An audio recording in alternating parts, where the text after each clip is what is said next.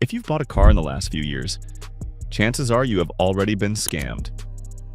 The sad reality is that the car industry is now built to bleed you dry. And the worst part? You probably don't even realize it's happening, because the system is rigged with hidden fees, inflated loans, overpriced junk, all hidden by shiny marketing that turns financial traps into Instagram flexes. Welcome to the $1.7 trillion auto finance circus, where you are the sad clown. But not for long. Today we're blowing the lid off how the car industry is bankrupting us and show you exactly how they trap you. And by the end, you'll know how to navigate your next purchase, spot the scams, and save thousands. Let's go. Okay, first off, let's talk about the first big con, the price tag. Let's say you walk into a dealership today. You'll see a shiny new ride with a $39,995 sticker. Seems reasonable, right? Wrong, because that's not what you're actually paying. That number is just the bait, and you're being reeled in without knowing. Don't worry. Get chatting to that friendly dealer and they'll kindly add on $3,000 for market adjustment, $2,000 for some VIN etching, $1,200 for tire nitrogen, which is literally just air with a fancy name. And don't forget the $900 documentation fee for paperwork they autofill from a template. Suddenly, that $39,000 bargain is looking a lot more like a $50,000 that you can't afford. Oh, and you still haven't added tax, registration, or dealer-installed garbage like paint protection film that peels off in 6 months. And the crazy part? This isn't rare.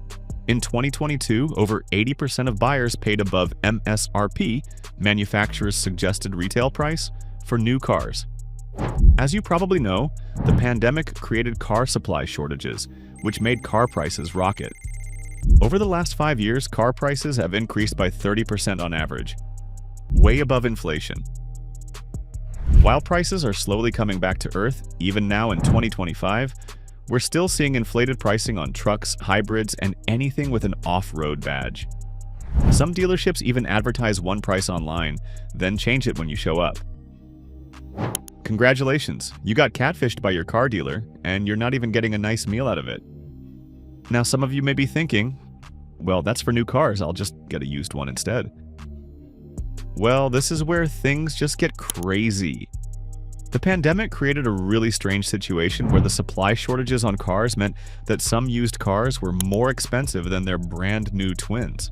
For example, here's an article from back in 2022 when it was normal, apparently, to pay more than $6,000 for a used RAV4 over a new one. Don't get me wrong, they're great cars, but please make it make sense. Used car prices are on average still around 30% where they used to be. I'm not sure about you, but if I can avoid a 30% markup, I'm going to shop around. But the damage isn't just in the price. The real pain starts after you sign the dotted line. Let's talk about loans, or as I like to call them, guaranteed financial anxiety with leather seats. Because while you were busy checking the 0 to 60 time, your loan was setting you up for a 6-year sentence. Guess the average new car payment in 2025? $742 a month. Worse still, 1 in 6 buyers now pays over $1,000 a month. For a car, not a mansion, not a yacht. A humble daily driver. When you realize the average American takes home $4,000 a month, that's a quarter of your cash flow burned by your car.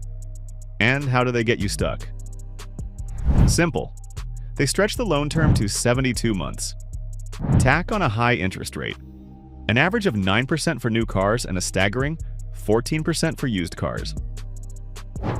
And boom! That $31,000 Honda Accord now costs you over $43,000 across 6 years. Congrats! You just paid an extra 25% for the privilege of not owning your car for 6 years. It's no wonder that sadly more and more car owners are finding it harder to make payments on time. But wait, it gets worse. With the pandemic in full swing in 2021, the authorities thought it would be a great idea to stimulate the economy by relaxing car loan standards. Suddenly, anyone with a pulse could get approved. People were financing $80,000 Broncos, Not because they had the money, but because the bank said YOLO. And now, those same cars are worth half. This situation where your car is worth less than the loan on it is called negative equity. And unfortunately, it's the new norm. 1 in 4 trade-ins are underwater by over $10,000. And that's not a bug, that's the system. A system designed to lure you with fancy rims that then makes you end up owing more than the car is worth. The sad part is that the industry wants you to owe more than the car is worth. Because guess what? When you're underwater, you can't trade it in, you can't refinance it, and you can't walk away. You're stuck. And when you are finally ready to buy again, they just roll the leftover debt into your next loan. It's a financial time loop where every day your wallet is crying. While you're getting crushed by monthly payments, there's another surprise waiting for you. Insurance. Everyone's favorite bill. This one's not even subtle anymore. In 2021, the average US insurance premium was around $1,500 a year. In 2024, over $2,000. That's a 33% spike. Why? Well, a mix of cars getting more expensive to fix, thanks sensors and EV batteries, more accidents post-COVID, and insurers just raising prices because they can. And if you drive a Kia or Hyundai, good luck. After the whole TikTok theft debacle, some insurers straight up refuse to cover them. So now you're either uninsured or paying triple just to keep the keys. Oh, and those extended warranties dealers push? Total scam. Most people never use them, and when they do, it's loaded with fine print exclusions like, oh, sorry, we don't cover that because it didn't happen on a weekday. By now, you might be thinking, okay, just avoid new cars and loans. Buy used, pay cash, done.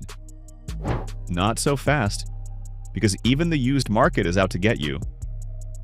See, dealerships have gotten smart. They know people are wising up to markup, so now they're stuffing used cars with reconditioning fees. Sometimes $2,000 or more for stuff like oil changes and tire rotations.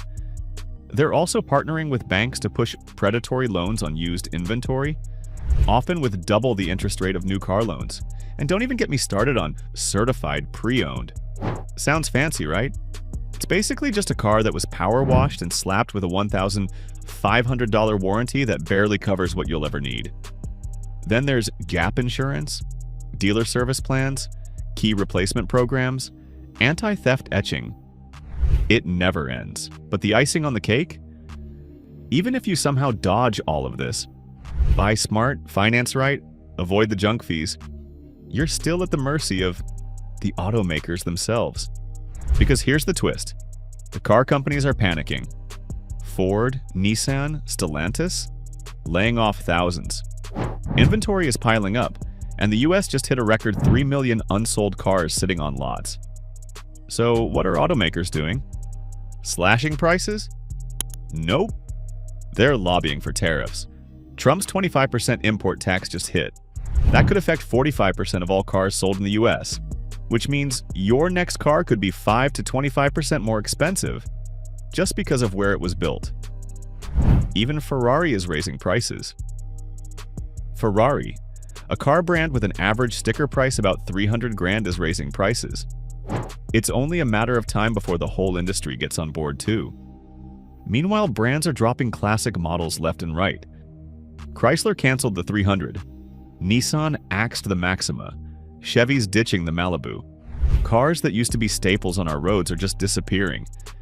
Everyone's betting big on electric vehicles, but guess what? EVs are still expensive. Charging infrastructure is still patchy, and repair costs are a nightmare. So yeah, the whole industry is going through some things, and we're having to pay for their mistakes. But here's the real question. Why is this allowed to happen? Because the system is built to confuse you. Car buyers aren't just customers, they're targets. Finance managers are trained to upsell. Dealerships rely on fees. Automakers rely on long-term loans to keep moving metal. It's a game.